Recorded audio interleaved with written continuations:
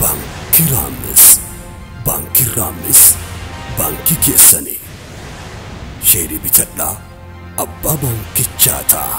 Beeksisaa irra deebi'uudhaan beeksisaa yaa uummata keenya kan addunyaa raboota adda addaatti argamtan biyya keessa kutaalee adda addaatti argamtan godinaalee adda addaatti argamtan hireen baankii Raamis irratti hirmaachuudhaaf qabdan xumurarra jira. Ji'aan osoo hin ta'in guyyaalee muraasaa toofa. Baankii kana waan mootummaan nurraa barbaadus waan silaa akka seeraan nurraa barbaadamus guunne hanga beeraayi baankiin nu yaamtu eegaa jirra.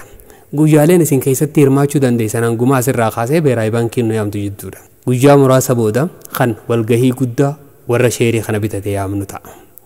Uummata keenya kan godinaalee adda addaa, kutaalee adda addaa, aanaalee adda addaa, magaalaalee adda addaa, bakkoota adda addaa fagaattanii taatanii dhiyaattanii kan argamtan hiree kanatti fayyadamaa dhaamsa obbolummaa, dhaamsa lammummaadha, dhaamsa islaamummaadhaatiin isin dhaamu jira. Qaadhaati qabeenya waan qabdaniin irratti hirmaadha. Akkamitti bitanna, akkamitti irratti hirmaanna, isaan isin arkanna, isin irra bilbiluun kaastanii waa hedduu jechaa jirtan. Nu irra bilbiluu isin feesisu, nu barbaadu isin feesisu, baankii ollaa keessan jirtu, baankuma fedhe haa ta'u, baankii sagal irra gurguru jira. Baankuma dhayxanii yoo buuka keessanirraa maallaqa qabaattan buuka keessanirraa gara buuka baankii Raamisitti dabarsuudhaan galmooytan. Yoo nifi maallaqa harkaa qabaattan maallaqa hanga harkaa qabdan baankii dhayxanii galchuudhaan galmooytan. Akka itti galmaawan salphaadha. Dhaqaa galmaawa ani isiniifiin hima mallee irra deebi'een isinii hima. Yaa warreen maallaqa xixiqqishaa qabdanii fuuldura guddachuu barbaadan maallaqa xiqqaa baankii Raamis qarshii 6,000 eegalee hanga feeteen galmaa'uu dandeessa. Fakkeenyaaf 20 takka bitachuu yoo feete 6,000 kafaltee galmaa'uu dandeessa. Kaan suutaan itti guuttatta rakkina hin qabu yookaan 10,000 takka kafaltee galmaa'uu dandeessa. Hattaa kana jechuun qonnaan bulaan keenyaa fi hawaasni keenya baadiyyaa keessa jiru kan re'ee fi horii qabulleen irratti hirmaachuutu irra jiraata jechuudha. Obboleessoo nuti gizee hunda siistama addunyaan kun keessa jirtu keessaa baduu nurraan barbaachisuuti. Koottaadhaa gara baankiidhaa yaa'aadhaati galmaa waan isin hin jaa. Baankii tamdheena jechuun keessan hin oolu. Baankii Oromiyaa hojii gamtaa dhaquu dandeessan, Itoophiyaan Nigdi baankii dhaquu dandeessan, Awaash baankii dhaquu dandeessan, Oromiyaa Intarnaashinaal dhaquu dandeessan, baankiilee birootis hundaa'u baankiilee 9 irra gurguru jira. Baankuma feetan dhaqaadhaa sheerii teessan bitadhaa uummata keenya guyyaa kana isin jalaa hotanuti. Kalallabuun malallabaa kadha gahuutu hin jirre jaaniin amma immoo waan irraa dhuma isin hubachiisuuf tara ammaa tana akka amma duraa sanii koottaa bitadhaa isin kadhachuutti hin jiru. Koottaa meematuma keessaniif gaariidha. Waan dhufe takka keessaa qooda dhabuun gaarii miti. Uummanni tokko uummataa waatu qoonni jira jee lammiin fiigisee wal yaamte wal jalaa diduulleen gaarii miti. Qoodaa jira. Qoonni kun guyyaan isaa muraasa. Qooda kana keessaan dhabamina. Hiree jirtu takka hoggaa dhufte hiree takka eega qotte booda waywaachurra hanga teefuu miilallee kaachuu ta'u.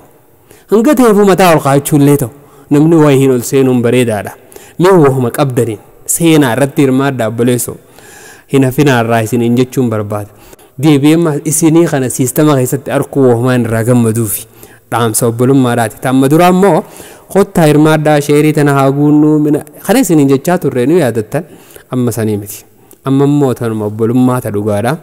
Humaa rakkinan qabu sheeriis guuttannee jira. Wanni hundinuu cufamtee jirti. Hanga beeraayi baankiin nu yaamtu kana jidduutti guyyaan kun guyyaa keessanii osuma gartee dhiisi boruun galcha. Dhiisi iftaaniin galcha osoo jettu aduun sitti hin dhiin. Yoo si dhihee jiraate osoo ati baankii Raamis irratti waan ta'eef waan kaayyatin aduun sitti hin bahin. Yoo aduun si baatee jiraatte yeroo namni si yemmuu jiru kanarraa aduun sitti hin dhiin. Amma gara baankii deemii galchi. Godinaaleen adda addaa kanneen akka Shaashamannee, kanneen akka Iluu Abbaa Booraa godinaaleen kun hedduu irratti hirmaatu jira uummanni jechuudha. Hedduu galatoomaan isiniin jechuu barbaada. Isinirraa gammannee jira uummata keenya. Nuti waan biraan barbaannu waan nuti barbaannu isinii siistama namni itti guddatuun keessa seene arkuudha barbaanna. Yoo siin galin illee maal jechuu baankiin akkami jechuu yoo siin galin illee mee nuti waan hamtu si yaamnu hoottuu seeniiti achi booda waan ta'e adda bari. Maallaqa kana bari yoo itti hajamte fudhachuu dandeessaa bara. Hin barbaadu yoo ta'e eega baankiin hojii dhaabbatte booda illee bahuun fedha yoo ta'e hangatti bitte kana caalaa gurgurattee bahuu dandeessaa bara. Si malee namni maallaqa kana tuquu danda'u hin jiru bara. Ni beektaa kana ta'u kanaaf buuka baankii Raamis irratti maallaqa keessan galchaadhaatiitii galmaawa. baankiilee hunda deemaadhaatii galmaawa maaliif teessan uummata keenyan taa'ina yeroo gabaabduu takka hafe siistama nuti itti siyyaamnu jalaa yoo diddan gaariin ta'u yoo nuti waan gaarii takka garreetti wal yaamnee wal jalaa dinne uummanni wal jalaa dide milkaa'u aboo silaa kan nuu galtee gaafa san wayyaa aboo bar gaafa san naaf hin gallee silaa keessatti hirmaaddeeme hayboo gaafa san maa keessa nuuni mina jechuun keessa hin oolu abadan hattaa qonnaan buraan keenya ooyiruu isaa keessa jirulleen silaa naa galtee jechuun keessa naaf hin qabu obboleessoo sheenaa fi eegeen gama boodaa jaani osoo sheenaan hin dhufne ammaan tan akka obbolummaatti isinit dhaamna yoo amma sagalee yeroo dhageessu kanarra aduun sitti hin dhiin obboleessoo gara baankii deemiitii galchi baankuma ollaa kee jirtu yoo feete biyya fagoo caakkaa feete keessa jiraadhu baankii magaalaa teessanii dhaqii galchi khalaas atichi galchinaan asiinu bira galmooyte kanaaf yaa ummata keenya dhaamsa obbolummaa ka dhugaatiin isinii dhaama waan dandeessaniin keessatti hirmaadha keessaaf waan akkiniin jaalladhu ummanni keenya silaa hundeessuma ta'e hundeessaa baankii jechuun 200 irraa eegala 200 sanirraa hoyoo 60 kafalte galmooyte khaansuuta suutaan kafaltee fixxa yaabboleessoo kanatti cal jenneen teenyu qaamee xiqqoo haasossoonuu akka dhiite kanaan hin haftu nuuf bari'aa akka nuuf bari'uuf ammoo ulaa sassaaqannee eeguutuun nurraa eeggamaan isiniin jaa baay'ee ulfaadhaa galatooma assalaamu alaikum warahmatullahi wabarakaatu baankii raamis baankii keessanii sheerii bitadhaa abbaa baankichaataa